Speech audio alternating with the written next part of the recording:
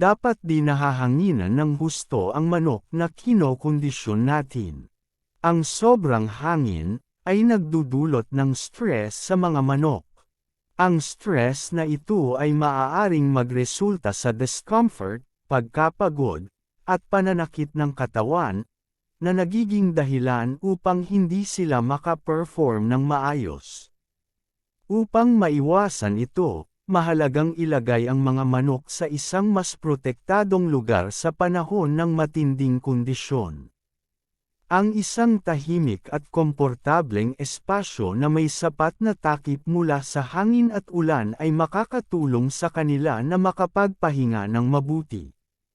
Ang tamang pag-aalaga sa kanila sa mga ganitong sitwasyon ay hindi lamang nagpapabuti sa kanilang pisikal na kalagayan kundi pati na rin sa kanilang mental na estado.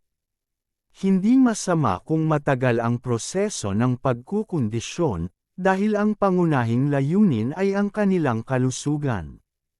Sa pamamagitan ng pagbibigay ng sapat na pahinga at tamang nutrisyon, unti-unting mawawala ang anumang sakit sa katawan na kanilang nararamdaman.